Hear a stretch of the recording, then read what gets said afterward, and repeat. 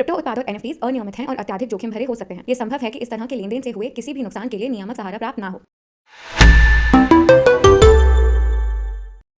Hello and welcome back to another episode of traders weekly. मेरा नाम ऐश्वर्य सूर्यवंशी है and I work here as a research analyst at CoinDCX। And आज हम बात करेंगे, इस एपिसोड में बहुत सारी बातें होती है, जैसे कि टेक्निकल एनालिसिस के बारे में देखते हैं, क्रिप्टो मार्केट्स के बारे में देखते हैं, टोकन्स के बारे में देखते हैं। So let's get started. आज हम 4 चीज़ों के बारे में बात करेंगे। सबसे पहले बिटकॉइन का टेक्निकल एनालिसिस देखेंगे, उसके बाद हम देखेंगे कि EWT एलियट वेव थ्योरी क्या होती है एंड उसको कैसे मार्केट में एनालाइज कर सकते हैं।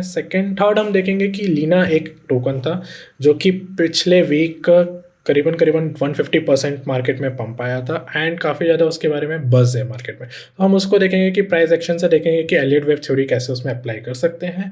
एंड देन फोर्थ हम देखेंगे कि चाइना नैरेटिव क्या है, चाइना कैसे, कौन से टोकन है जो बहुत ज़्यादा तेज़ी से भाग रहे हैं, क्या उसके पीछे लॉजिक है।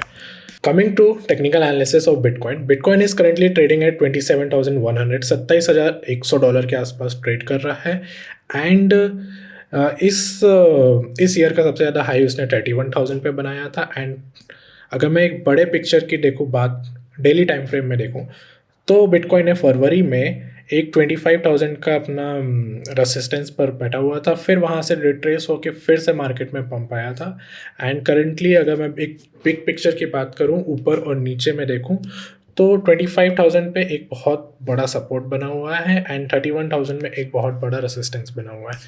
Coming to 4 hour time frame, 4 hour के टाइम फ्रेम में देखता हूँ तो मार्केट में यहाँ पे 27,500 से लेके बीच में 26,500, मतलब कि ये $1,000 के बीच में मार्केट 3% का जो गैप था उसके बीच में पिछले 10 दिन से फंसा हुआ था। एंड पिछले वीक हमने देखा था कि ये वाला पॉइंट यहाँ से सपोर्ट ब्रेक करके 26,000 का सपोर्ट ब्रेक करके नीचे की तरफ गया था, फिर वहाँ से वापस से पुल बैक आया, पूरा बुल मार्केट का बुल्स का रिएक्शन आया एंड देन हमने ऊपर देखा कि 28,400 तक गया एंड करेंटली अभी 27,120 पर ट्रेड कर रहा है।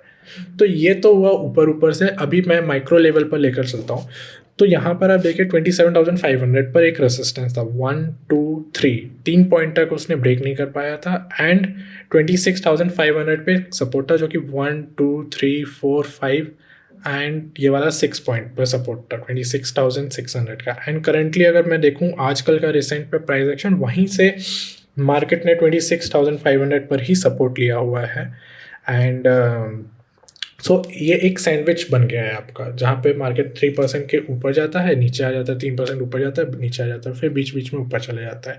सो अभी ये देखना है कि ये ऊपर की तरफ जाएगा कि नीचे की तरफ जाएगा, उसके लिए आपको कुछ कॉन्सेप्ट्स ध्यान में रखने रहेंगे। जैसे कि एक लिक्विडिटी पॉइंट बनता है जो कि पिछला लो बना था 25,700 पे। अगर मैं इस वाले लो की बात करूं तो यहाँ पे एक लिक्विडिटी जोन होता है। लिक्विडिटी जोन मतलब कि मार्केट वहाँ तक आया एंड सभी ने अपने वहाँ पे स्टॉप लॉस लगा देते हैं।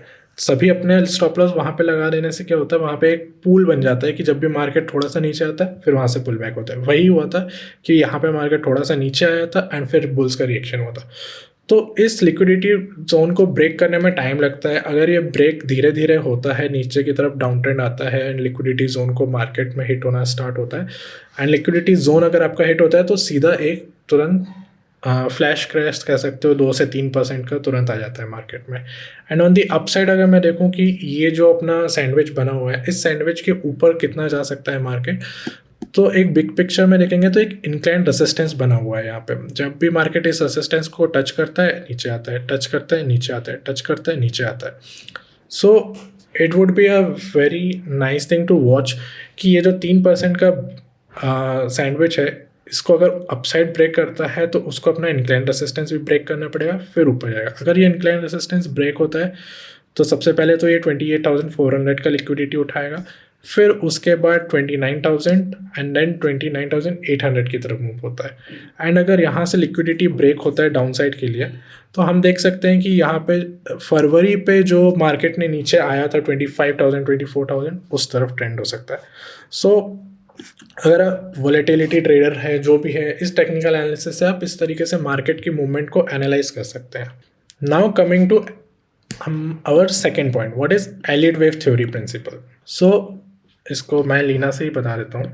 एलिट वेव थ्योरी प्रिंसिपल ये होता है कि जब भी मार्केट में ट्रेंडिंग होता है, कोई भी चीज़ अपवर्ड ट्रेंड होती है, तो वो 5 स्टेप ऊपर जाता है, एंड करेक्शन होता है तो वो 3 स्टेप नीचे आता है। जैसे अगर मार्केट में आप चार्ट को देख रहे हैं तो first point, second point, third point, fourth point and fifth point. So market इस तरीके से स्ट्रक्चर फॉर्म करता है जहाँ पे 1 2 3 4 5 वेव ऊपर जाता है, एंड अगर नीचे आने के लिए होता है, जैसे कि इन्हीं वेव के अंदर नीचे आ रहा है मार्केट, तो ये ए बी सी पैटर्न में नीचे आता है।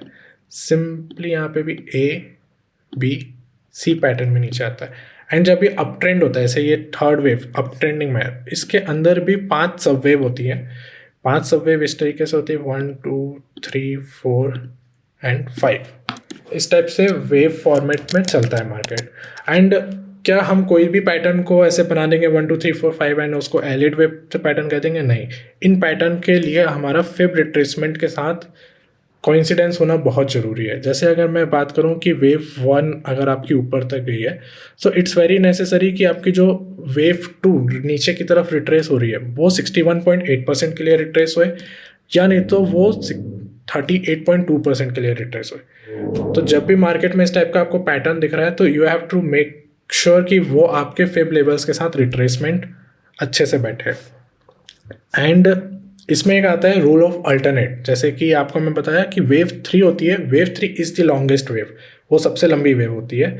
एंड अगर आपकी वेव 2 यहाँ पे 0.618 के लिए रिट्रेस होती है, तो आपका जो वेव 4 रहता है, वेव 3 के बाद वेव 4 रहता है, वो आपका 0.38 के लिए रिट्रेस करेगा। मतलब कि यहाँ से मैं अगर यहाँ तक करूँ तो ये 0.382 थोड़ा सा ही रिट्रेस होगा। अगर आपका वेव 1 बहुत ज़्यादा रिट्रेस हुआ तो वेव 4 थोड़ा रिट्रेस होगा, अगर वेव 2 थोड़ा रिट्रेस हुआ तो वेव 4 बहुत लंबा रिट्रेस होगा।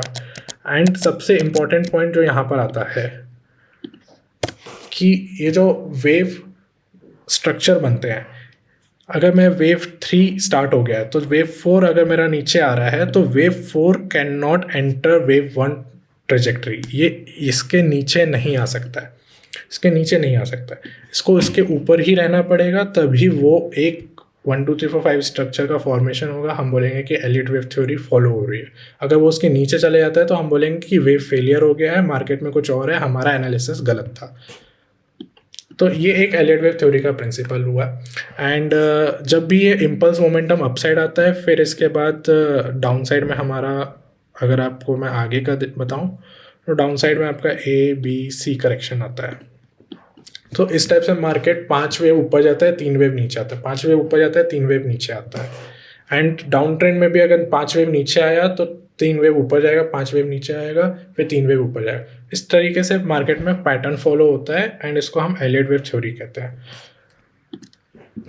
नाउ कमिंग टू लीना, कि लीना में मार्केट में क्या हुआ था, सब डिलीट कर देता हूँ। ओके, सो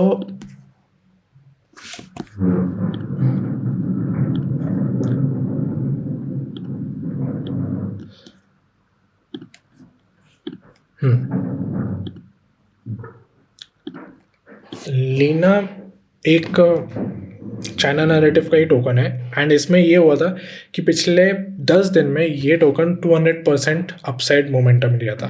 200% अगर कोई भी टोकन ऊपर जा रहा है तो जाहिर सी बात है कि मार्केट में उसका बहुत ज़्यादा बज़ क्रिएट हो जाएगा। एंड सब जगह आने लग गया था कि लीना में ऐसा क्या हो रहा है, क्यों मार्केट में ऊपर जा रहा है।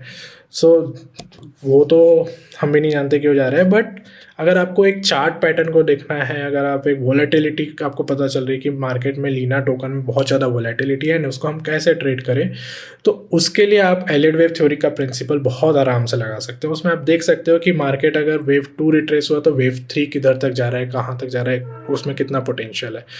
तो अगर मैं यहाँ पे लीना का पैटर्न फॉर्म करूँ तो इसमें proper elite wave theory principle follow हुआ था, जहाँ पर हमारा ये वाला वेव 1 बना था, ये वेव 1 बना था, ये वेव 2 आया था, एंड वेव 3 ये बना था 4, एंड अभी करेंटली मार्केट में वेव 5 बन रहा है। जैसा मैंने आपको बताया कि मैं कुछ भी 1 2 3 4 5 बना दूँ, उसको नहीं कहेंगे Elliott wave three. It has to be validated by your Fibonacci retracement. तो अगर मैं यहाँ से बात करूँ, यहाँ से लेके यहाँ तक देखूँ, तो आप देखोगे कि ये वाला जो वेव टू का रिट्रेसमेंट आया है, ये 0.618 मतलब 61.8% तक के लिए रिट्रेसमेंट आया है। सो विच वैलिडेट्स कि हमारा wave one and wave two validate हो गया है। अब हम वेव थ्री के लिए जा सकते हैं।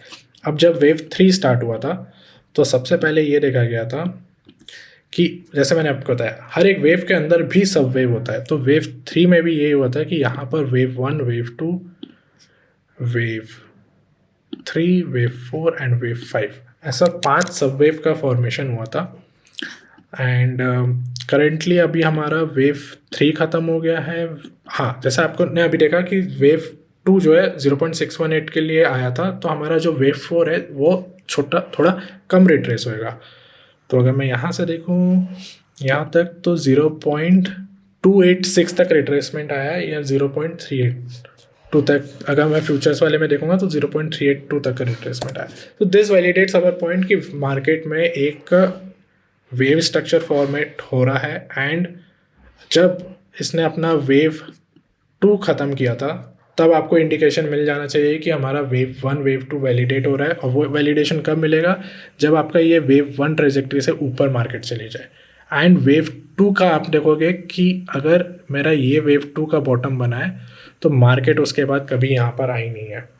अगर मार्केट कभी यहाँ पे आई नहीं है, तो मेरे को ये वैलिडेशन हो गया कि जब इसने यहाँ पे ये ब्रेक दिया, तो मैंने रीटेस्ट का वेट किया थोड़ा सा, फिर से जब यहाँ से जब मार्केट ऊपर गई, तो आप लॉन्ग जा सकते थे। फिर आप देख सकते थे कि मार्केट में कैसे जा रहा है। तो छोटे छोटे पैटर्न्स होते हैं, इनको बहुत क्लोजली मॉनिटर करना पड़ता है, बहुत सारे चार्ट्स को देखना पड़ता है। उसके बाद आप एक एनालिसिस कर सकते हैं कि किस तरह से यार। अभी मैं करंट की बात करूं तो वेव फोर आने के बाद वेव फाइव है। आप देख सकते हो कि वेव थ्री बहुत ज़्यादा एक्सटेंडेड वेव गई है। तो पॉसिबिलिटी है कि वेव फाइव या तो ट्रंकेटेड बनेगी, मतलब यहीं तक आएगी, या नहीं तो बहुत स्लो मोमेंटम होएगा अपने अगले रेसिस्टेंस तक के लिए। आप चार्ट को देख सकते हो, अगला रेसिस्टेंस किधर आएगा वो मैं आपको काफ़ी बार बता चुका हूँ कैसे जाते हैं। Okay, coming to the China narrative, the last part of this video. China में जैसे कोविड आया था इंडिया में, तो इंडियन गवर्नमेंट ने काफ़ी ज़्यादा मार्केट में पैसा दिया था जिससे गरीबों का घर चल सके। उसके बाद हमने ये भी देखा था कि मार्केट में इंडस्ट्रीज़ को भी पैसा गया था ताकि इंडस्ट्रीज़ कंटिन्यू कर सके। तो इसी तरीके से मार्केट में जब भी कुछ दिक्कत आता है, इकोनॉमी में कुछ भी दिक्कत आता है, तो गवर्नमेंट पैसा इंजेक्ट करती है। सिमिलरली चाइना में भी वही हुआ। चाइना में ज़ीरो कोविड पॉलिसी थी, एंड जब वो कोविड पॉलिसी ओपन हुई, तो मार्केट में फरवरी में चाइनीज़ गवर्नमेंट ने $92 बिलियन मार्केट में इंजेक्ट किया। एंड जिसके कारण से चाइना के स्टॉक मार्केट में काफ़ी ज़्यादा पंप आया था। एंड क्रिप्टो मार्केट्स में भी हमने देखा काफ़ी ज़्यादा पंप आया था। तो अभी चाइना के जितने टोकन्स हैं उनमें काफ़ी ज़्यादा एक ग्रोथ देखने को मिल रही है। साथ ही अगर मैं हांगकांग की बात करूं, जैसे हमारा सेबी होता है, वैसे ही हांगकांग में securities and future commission SFC है, जो कि एक रेगुलेटरी फ्रेमवर्क लेकर आया है जहां पे retail crypto investors can invest into the market. And जितने भी टोकन वहां पे हांगकांग में लिस्ट होंगे, they will go through the entire regulatory framework. इसके कारण ये है कि काफ़ी सारे जो इंस्टीट्यूशंस हैं वो अपने ऑफिसेस हांगकांग शिफ्ट कर रहे हैं, एंड रिटेल यूज़र्स भी उसके ऊपर इन्वेस्टमेंट चालू करती हैं। तो मार्केट में काफ़ी ज़्यादा फंड्स का इन्फ्लो आएगा। So this is the reason Hong Kong में, चाइना में जितने भी हांगकांग के टोकन्स हैं, चाइना के टोकन्स हैं, उनमें काफ़ी ज़्यादा ग्रोथ मिल रही है। And you can just Google it China narrative token, and आपको काफ़ी सारे टोकन मिल जाएंगे आपको रिसर्च करने के लिए।